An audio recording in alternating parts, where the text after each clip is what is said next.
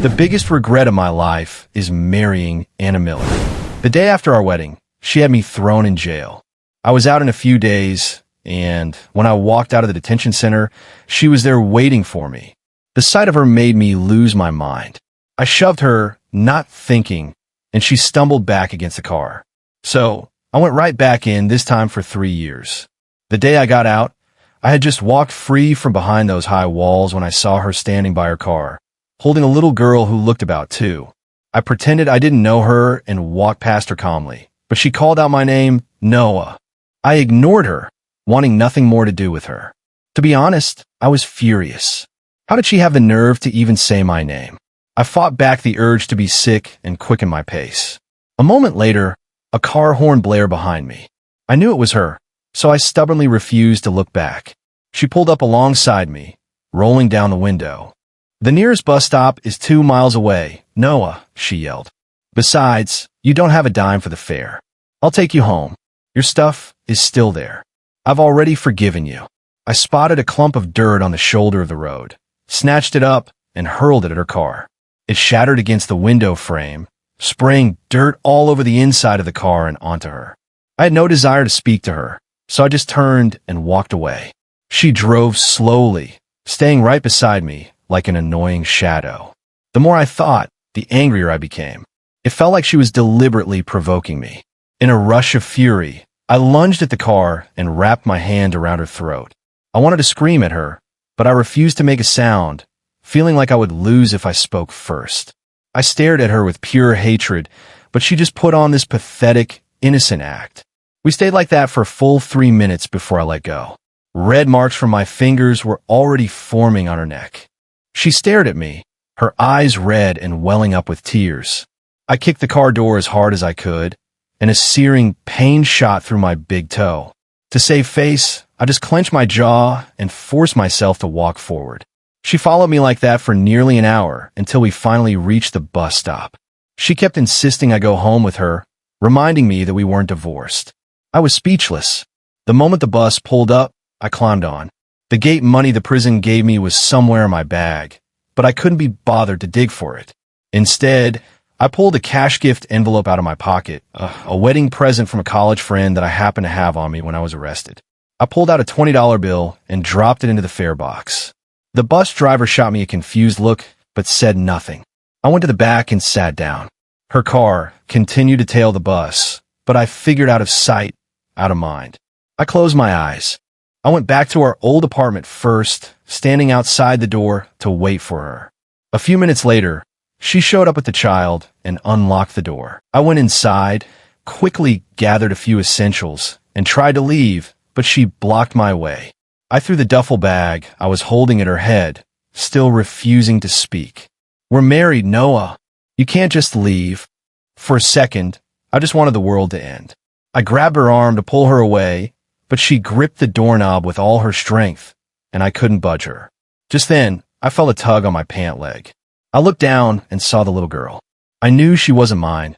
I had found out Anna was pregnant 2 days before the wedding. I shoved the child away from me, and she burst into tears. Anna finally snapped, her anger flaring as she rushed to comfort the little girl. I picked up my duffel bag from the floor, opened the door, and walked out. "Don't think leaving means I'll let you go," she screamed after me. "I'll make your life a living hell. Just you wait." I just smirked, unfazed, and kept walking without a backward glance. Once I was downstairs, a sense of aimlessness washed over me. I had nowhere to go. My father was 50 when I was born, and he died before I could even finish college. My mother took off right after I was born. She was only 23. I only know this because my dad told me. I had her picture, her name, and her old address in Georgia. I decided then and there to find her. After all, she was partly to blame for my miserable life, even if she was a victim in her own right. On the train heading south, my mind drifted back. I met Anna right after I was supposed to graduate from college. I'd put in the 4 years, but I never got my degree because I failed one class. The real reason was the professor was a vindictive bastard. I skipped 3 of his lectures, and he made sure I never passed, no matter how many times I retook the exam. I struggled to find a job after that, and the one I landed kept me as a temp, because I didn't have my diploma. I still had a shot at getting it, though. The university had a 2-year grace period to finish any outstanding credits. But when I went back the first year, they'd canceled the original course. I picked a substitute, but after I passed it, the registrar said it wasn't a valid replacement, so still no degree. By then, I'd been a temp for a year, with my company promising a full-time position the second I got that piece of paper. I had no choice but to keep grinding, barely scraping by on $2,000 a month in a city like Austin. Then, to make things worse, I hit an 83-year-old woman with my bike. She almost died. They saved her. She had surgery, but she would never walk again. The medical bills piled up, and I was on the hook for $45,000. It would take me 2 years of starving myself just to pay it off. I hit up every friend I had for loans, managing to scrape together $20,000 to give the family and beg them for more time on the rest. I was at the hospital all the time because of what happened, and that's where I met Anna. She was the old woman's granddaughter. Her family was from Austin, not super wealthy, but definitely comfortable upper middle class. And they were furious because their grandmother was crippled for life. The second she saw me, she let me have it, just screaming at me. I just had to stand there and take it, not daring to say a word, even though I didn't think it was my fault. It was an intersection without a stop sign, and the old lady darted out of nowhere. I had no time to react, but because I was on the bike, I got the bulk of the blame. That's just how it goes. I had to chalk it up to bad luck. My dad left me a 2-story house back in his hometown when he died. It was out in the middle of nowhere, a place so run down you couldn't rent it or sell it. The house itself was old and decrepit, practically a condemned building. I rarely went back after he passed, so it sat empty for years. A few bad storms opened up a huge crack in the wall. It probably could have been patched up to last a few more years, but after the accident, I just didn't have the energy to care. 6 months later, Anna was constantly on my case about the remaining $25,000, and my friend were asking for their money back too. I thought about the old house and drove back with the deed, the only valuable thing I owned. I never imagined what I'd find. When I got there, the house had collapsed. Only 3 crumbling walls were left standing, looking like they could fall at any second. The wind was howling that day under a gray sky. Dead leaves from the old willow tree next to the ruin were skittering across the ground. For a moment, even my usual optimism gave way to a wave of despair. Standing there, alone, staring at the rubble, I actually thought about ending it. But then I started laughing. Son of a bitch, I thought, even the damn house is kicking me while I'm down. I want to find the town's mayor to see if he could help me sell the plot of land. He took pity on me and offered $30,000 for it right there. I asked for $50, since $30 wasn't even enough to cover my debts. He finally came up to $40, but that was his final offer. The mayor's wife must have felt bad for me, because she threw in another $600. I took the cash back to Austin, deposited it, paid back every cent I owed my friends, and transferred the remaining $25,000 to Anna. I felt a weight lift off my shoulders like never before. I had $100 left over and decided to treat myself to a decent meal and a few drinks. I tried calling on my old college roommates, but they all had excuses or just weren't interested. We were never that close anyway. On a whim, I sent a text to Anna, and to my surprise, she agreed to meet up. It was a damp, chilly night, maybe 45 degrees out. I was standing on the street corner in a thin jacket when she pulled up in an Audi and told me to get in. I hesitated for a second before opening the back door. "Get in the front," she said with a little huff, sounding slightly annoyed, though maybe I was just imagining it. It was my first time in a car with a woman driving, and I was a little stiff. I caught her glance over and smirk, and I was sure she was laughing at me. "Buckle up," she said as she pulled out. I struggled with the seatbelt, but it wouldn't latch.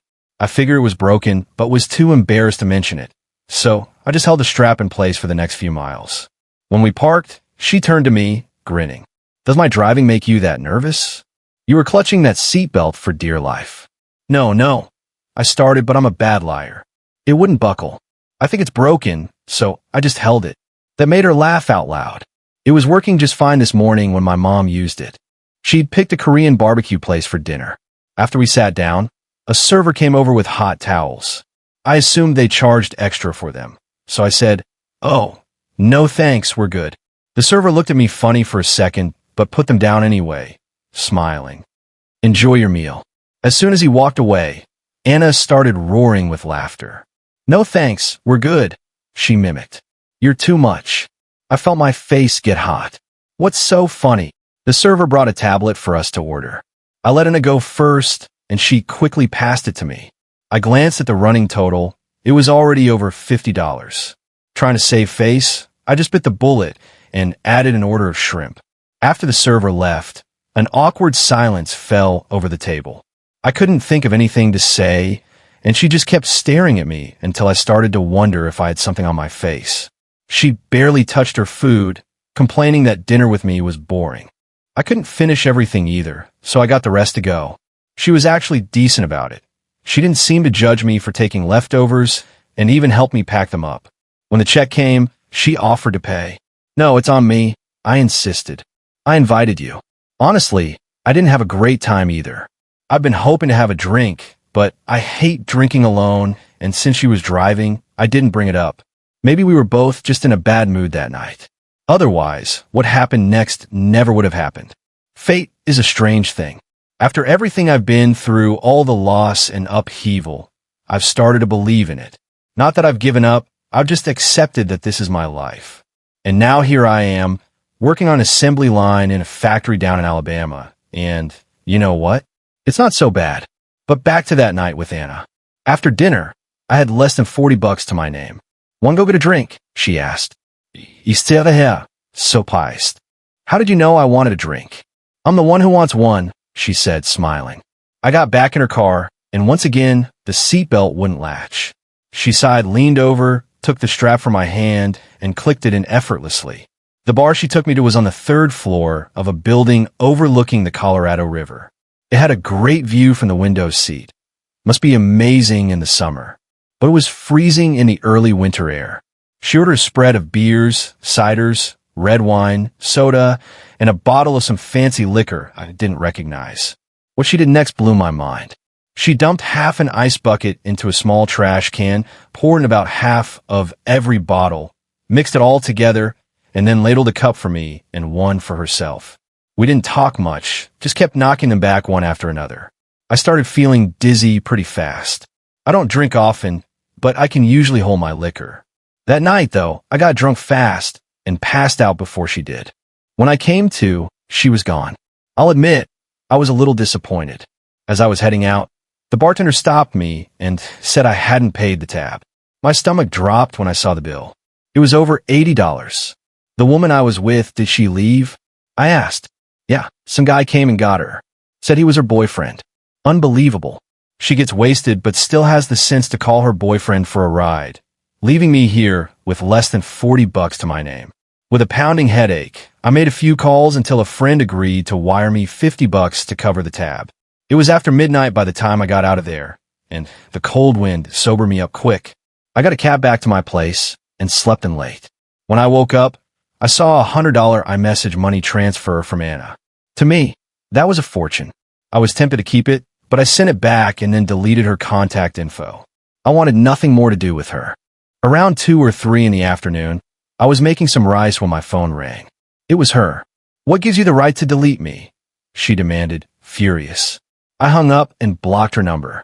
The weirdest part was that she somehow knew where I lived. She told me later she got my address from the police report after the accident with her grandmother.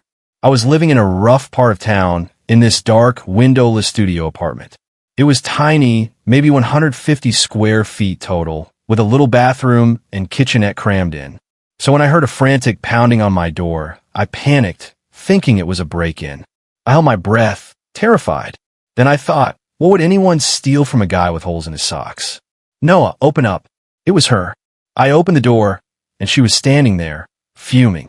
"What gives you the right to delete me? How do you even answer a question like that?" She was acting completely insane, showing up at my apartment over something so trivial. "We're square," I said. "I paid you everything I owed. You left me alone last night in the freezing cold. Weren't you worried I'd freeze to death out there?" She seemed to feel a bit guilty then. "I was drunk," she mumbled. "I called my boyfriend, and he came to get me. I was totally passed out when he got there. I didn't realize he'd just leave you. But I'm not holding a grudge. You should go. She was stubborn, though, and pushed past me into the apartment. It was dark, and she immediately flipped on the light. I didn't want her seeing the messy place, so I turned it off again. She just switched it back on. I gave up. We were from different worlds, so what did it matter what she thought of me? Why should I care? She scanned the room, a look of disbelief on her face, as if she couldn't imagine anyone living like this. The leftovers from last night are still in my car. Want me to get them for you? Whatever, I mumbled. Come get them with me when I leave. I didn't say anything else, just leaned against the wall while she perched on the little stool I used as a chair. Can you tell me about yourself? She asked, looking up at me suddenly. Nothing to tell. I said, my patience wearing thin. What kind of work do you do? She paused, probably trying to remember if I'd ever told her. Or more likely, she just didn't care. Do your parents know you live like this? They're both dead. Oh, I am sorry. Then why were you so determined to pay me back? You pay your debts. It's that simple. She nodded, impressed, and asked how I came up with the money. I told her the whole story about the house and everything else. She was quiet for a long time after I finished. I guess she felt sorry for me, because she offered to give the money back. I don't need your pity. I snapped, my pride stung. You're the one who was demanding I pay, and now you want to act like some kind of saint? I never planned on stiffing you, but you wouldn't give me any breathing room. I would have paid you when I had it. She just smirked at that, like she didn't believe me. Then she noticed my phone by the bed, picked it up, and told me to unlock it. I had no idea what she was up to, but I did it. She added herself on my iMessage and transferred $45,000 to me. I was floored. Do you know how much I went through to get that money? The humiliation, the stress, the months of anxiety? And she could just give it back, just like that? What was all my suffering for then? I sent the money right back. I don't need your pity. This is my life, and I can handle it on my own. I always have. I think you're psychologically damaged, she said. But I want to save you. Save me. I was baffled. Save me from what? You think you're some kind of savior? What are you going to save me with? What is it you need? She pressed. A family. The words just came out. It was the truest thing in my heart, since I'd never really had one, but I said it so casually like it was nothing. Okay, she said. I'll marry you. I thought she had to be insane, or just bored and looking for some sick new way to amuse herself. I grabbed her by the arm, pulled her to her feet, and shoved her out the door. I'm serious, Noah, she insisted, standing her ground in the doorway. Why would you do that? I asked. Because I want to save you. The thought just came to me after I heard your story, she repeated, her voice full of conviction. For a split second, I was actually moved. What happened next was beyond anything I could have imagined. She wanted to save me. But looking back, I wonder, what did I need saving from? I was living my own life on my own terms. I never asked for her help. After that, Anna started texting me all the time, sending me funny stories and memes. She said she wanted to show me how beautiful the world could be, to turn me into a happy, positive person. We started dating. She took me to see the ocean, to watch the sunrise. She told me never to step on manhole covers, because it was bad luck. Every time I did, she'd punch me on the shoulder a few times to ward off. Her little superstitions started rubbing off on me. I found myself stepping over manhole covers without even thinking. Her project to save me was working. After a month, I realized I couldn't imagine my life without her. We got a marriage license. It was her idea. She planned the whole wedding. Around the time we were taking our engagement photos, I noticed she seemed to be nauseous a lot. I didn't think much of it until 2 days before the wedding. She was in the kitchen cutting fruit, and I saw a text pop up on her phone. My heart sank. It was a message about getting an abortion. I acted like I hadn't seen it. 2 days later, I went through with the wedding. I got completely drunk at the reception. After all the guests had gone, this wave of depression hit me. This was her idea of saving me? Why would you lie to me like this? I asked her later that night. I was sitting on the edge of the bed, confronting her. Because it's fun, she said, laughing. I want your life to be miserable forever. I felt a sharp, physical pain in my chest. I gave a weak, bitter smile and walked out of the room. I spent the whole night on the couch, and at dawn, the police showed up and arrested me. She'd accused me of marital rape. I spent a few days in holding, but they let me go. I saw her the second I walked out, and I wanted nothing to do with her. But she wouldn't leave me alone, just kept whining in my ear about how I should have been convicted. I shoved her away from me, hard, and she stumbled into the street and got hit by a car. She was hurt badly, and I was arrested again.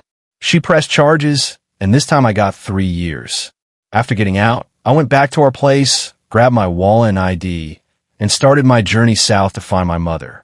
I only knew the county in Georgia where she was from, so I took her photo to the sheriff's department there to ask about her. They gave me an old address based on her name and the picture. I went there, but the people living there said she'd moved away years ago. It took me over a month of asking around before I finally got a lead on the town she'd moved to. I followed the new address and found my grandmother. She had no idea I existed. She told me my mother had been forced to leave home and was eventually trafficked and sold to my father. She'd always planned to escape, but then she found out she was pregnant and decided to have me first. Apparently, she would tell my father stories about her old life. I thought she must have been a fool to talk about her real home when she was planning to run away. My grandmother thought I was a con artist at first, but she eventually believed my story. She wasn't exactly warm, but she gave me my mother's address in a small town in the next county. I thanked her and left to finally meet my mother. She owned a small grocery store at the town's main intersection, and she was sitting out front on a chair, enjoying the sun. I knew it was her instantly, but I hesitated for a long time before I approached. "Excuse me," I said. "I'm looking for Katherine Johnson." "Why are you looking for her?" she asked. "I'm Noah Baker's son," I said. "I was born in 1990. I'm looking for my mother." She shot up from her chair as if she'd been electrocuted, glancing nervously at a man inside the store who must have been her husband. She quickly pulled me down the street and into a nearby diner. She told me she had a family now and had never told a soul about what happened back then. She begged me not to tell anyone. I understood then. She felt nothing for me. "I get it," I said. "I just wanted to see you once. A baby doesn't remember anything, so just seeing you now is enough. I just wanted to know the person who brought me into this world. I don't blame you. My dad told me about it. He bought you. He was an old man, and we didn't have much money. You were so young. I understand why you left." My mother was silent. I stood up to go, but I couldn't stop myself from asking one last question. "When you left," I asked, "did you ever think about taking me with you?" I stared at her, waiting. "No," she finally said. "If I'd taken you, your father would have done anything to find me." I felt like leaving you behind was the only way I could get away. A wave of sadness washed over me. I was the price of her freedom. "That's fine," I said. "I guess that settles my debt to you for bringing me into the world. I won't bother you again. You take care." It all went pretty much as I expected. I walked away. After I'd gone a good distance, she ran after me and hugged me. "I'm sorry," she whispered. My eyes started to burn. I gently pushed her away and waved my hand. "It's fine." She looked at me like there was something else she wanted to say, but couldn't. The sun was beating down, and sweat beaded on her forehead. She was clearly struggling with something. "Whatever it is, just say it. If I can help, I will. Could you just call me Mom once?" I actually laughed, shook my head, and walked away. In that moment, I just couldn't do it. No matter her reasons, she still abandoned me. But 100 yards down the road, I regretted it. I looked back, and she was still standing in the same spot. From that distance, she looked so old and frail. My heart softened. I went back and gave her a hug. "It's okay that you don't want to acknowledge me," I said. "After everything I've been through, I stopped hating her a long time ago for bringing me into this world. I stopped blaming my parents for my existence when I turned 21. I figured things would get better eventually." "Mom," I said, the word finally coming out. "Are you married?" "Yeah," I said, "but I'll probably be getting a divorce soon." "What happened? I could try talking to her if you want." "No, that's okay. Thanks for offering." And that was the last thing we said to each other. I didn't ask for her number, and I didn't give her mine. As I walked away, I could feel her eyes on my back. I knew she was watching, so I never turned around. I caught a shuttle bus back to the county seat and rode with the window down the whole way, my hand out in the wind. The fields on either side of the road were a vibrant green, stretching for miles. On the way there, I'd been so anxious, terrified of what it would be like to meet her. But leaving, I felt calm, not even particularly sad. It took 2 days to get back to Texas. With my prison record, no one would hire me. Just figuring out how to eat became my #1 priority. Eventually, I joined a group of guys heading to a factory in Alabama, and I got a job on the assembly line, doing the same repetitive motions day in and day out until I could do them in my sleep. 2 years had passed since I got out of prison. Then one day, Anna found me. She just showed up out of the blue, standing right in front of me with the little girl. I didn't want to talk to her, even though the hatred was long gone. I'd made a mistake, and I'd done my time. The truth is, during that brief period when she was trying to save me, I had been genuinely happy. We sat across from each other in a small diner near the factory, the little girl beside her staring at me with wide, curious eyes. "I know I went too far," Anna said. "I think there's been a misunderstanding. When I said I wanted your life to be miserable, I was just angry. I think those words are what broke you, what turned you into the person you are today." I looked past her, out the diner door at the blinding sunlight reflecting off the new pavement. A million thoughts raced through my head, and yet my mind felt completely blank. For a while, I had really seen her as a light that had suddenly appeared in my dark world. It felt like a dream, like maybe it was the universe's way of repaying me for a lifetime of bad luck. The glare from the asphalt made my eyes water. I turned back to look at her, saying nothing. "But it's true that I wanted to save you," she continued. "My heart ached for you after hearing your story. The night of our wedding, I was angry that you saw that text, but I was just testing you to see if you trusted me. And your reaction proved you didn't. The fact that you didn't trust me, but still married me, that's what really made me furious." Her explanation actually struck a chord with me. For a moment, I couldn't figure out who was to blame, her or me. The whole thing was so dramatic, so hard to believe. I glanced at the little girl beside her. She couldn't be mine, I thought. Could she?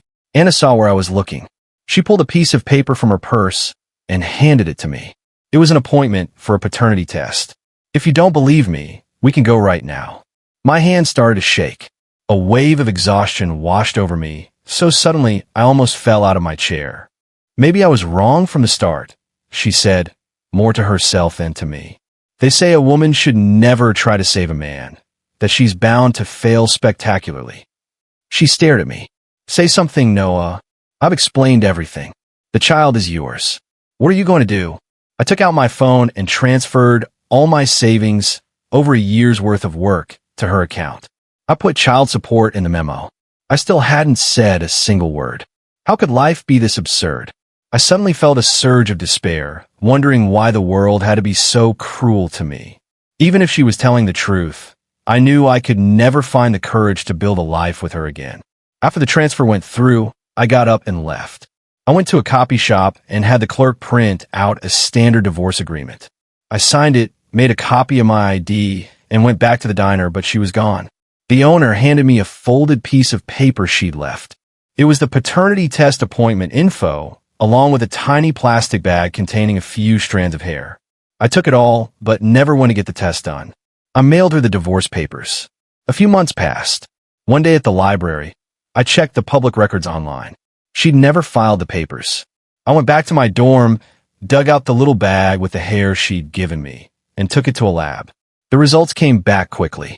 They called me to pick up the sealed envelope. I took it back to my room, but couldn't bring myself to open it.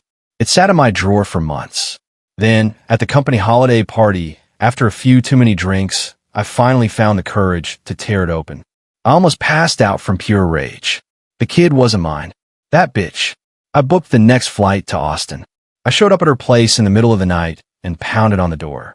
The second she opened it, I grabbed her by the throat and slammed her against the wall. "Why do you keep messing with me?" I snarled. "Because it's fun," she said with a smirk. "Men are all pigs." For a second, I was so angry I was glad I didn't have a weapon on me. I let her go and turned to walk away. What was the point?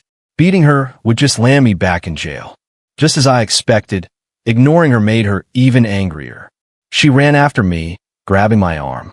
"You're just going to walk away? Is that all you've got? You're pathetic." I yanked my arm free and kept walking, not saying a word. Downstairs, the more I thought about it, the weirder it all seemed. How did she know I'd go back to the diner that day? How did she have the hair samples all ready for me? It was like she had some deep-seated vendetta against me, forcing me to pay, sending me to prison, and now this elaborate game just to torment me. I couldn't begin to understand the way her twisted mind worked. The temperature was dropping near freezing, and my thoughts felt sluggish. I decided to just let it go. In the grand scheme of my life, this was just another bump in the road. Ide surviva bursa. I just have to push through it like all the other times. As for the money I'd given her, I decided I didn't even want it back. Money was just a means to an end for me anyway. Since I was in town, and it was almost Christmas, the streets were festive. I got a room at a motel. Before sunrise, she was knocking at my door. "Come home with me for the holidays," she said, her tone leaving no room for argument. I felt like I was in a dream. "The child really is yours," she said. "Last time, I knew you wouldn't believe me, even if the test was positive. So I left my own hair instead. I knew if you got a negative result, you'd be so furious you'd have to come and confront me." Her words didn't faze me. I closed the door in her face, yawned, and went back to sleep. I woke up around noon, starving. I opened my door to go get food, and she was standing right there. She scared me so bad I thought I was having a heart attack. She grabbed my arm and started dragging me toward her house, talking about our family spending Christmas together. I couldn't wrap my head around it. What kind of psycho had I gotten tangled up with? Fine, if she wanted to play games, I'd play along. I went with her. I ate the food she cooked. I slept on her couch, but I never said a single word. After the holidays, she finally cracked. She grabbed a kitchen knife, pointed it at me, and screamed, "What the hell do you want from me?" I thought, shouldn't I be the one asking that? "I'm going back to the factory," I said calmly. Her face contorted in anguish. "What do I have to do to save you?" she shrieked. "Why do I need saving? You should focus on fixing your own life before you try to fix anyone else's. You were never saving me. You gave me one small taste of happiness and thought you could pull me out of the darkness. But I was never in the darkness. I was poor, yeah, but I was living my life. Your help is what pushed me into the dark. You're the one who needs saving." She fell silent and handed me the knife. "If you're gonna leave, just kill me," she said. I took it. "Okay," I said, and without a second thought, I lunged at her. I pushed the blade against her chest, just a light, probing touch, with no intention of actually hurting her. And then the blade retracted into the handle. It was a prop knife. Her eyes went dull for a second, then she started laughing like a maniac. She played me again. Even though I never meant to harm her, it still pissed me off. "Was that fun?" I asked, not even angry anymore. "You never loved me, did you?" she asked, her voice serious. "How could you bring yourself to stab me?" "You're right," I said. "I never loved you." "No," she whispered. "You're lying." I didn't know whether to laugh or cry. "Okay, fine. I loved you once." "Then why did you cheat on me?" she demanded. I felt so exhausted. Her logic was on another planet.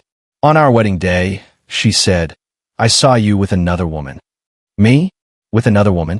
I raised my voice. "I saw it with my own eyes." "Fine. You saw what you saw?" I said, defeated. "So what do you want? How do we end this?" "I want you to kill her." "Kill who?" "Fine," I said, not even caring anymore. "Give me her address." "I'll do it." And she actually gave me an address. I went there and knocked. A heavily pregnant woman I'd never seen before answered the door. "Are you Jessica?" I asked politely. "Yes. Can I help you?" "Anna Miller sent me to kill you." "You know her, I assume." The woman stumbled back, terrified, screaming for her husband. A man came running, and I recognized him instantly from the photos on Anna's phone. It was her ex-boyfriend. "Anna sent me to kill your wife?" I repeated. He immediately tensed up, shielding the pregnant woman. I walked past them into the living room and sat on the couch. He explained the whole story, things Anna had never told me. They had been engaged and about to be married when she cheated on him. After he finished, I looked over at his wife. She wasn't much to look at. I couldn't understand what he saw in her. So, all these years, I'd just been a pawn in her revenge scheme against him. I stood up. "I'm sorry to have bothered you," I said. "I just needed to understand what happened between you and Anna." It was dark by the time I got back to Anna's place. She opened the door when I knocked, but I didn't go inside. "This is where it ends," I said. "If you want to keep playing your games, fine. I won't stop you. But do you even remember telling me you want to save me?" Look at what you've done. There are enough crazy people in the world. Try to live like a normal person." She just stood there silently, the light gone from her eyes. I didn't say anything else. What was the point? There was nothing more I could do. She had never cared about me at all. Her revenge plot was brilliant, I had to admit. I just shouldn't have been the target. It was the most insane thing that had ever happened to me. But I guess God took pity on me in the end. We got the divorce finalized. Before I left for good, I took a strand of the little girl's hair with me and went back to my life at the factory.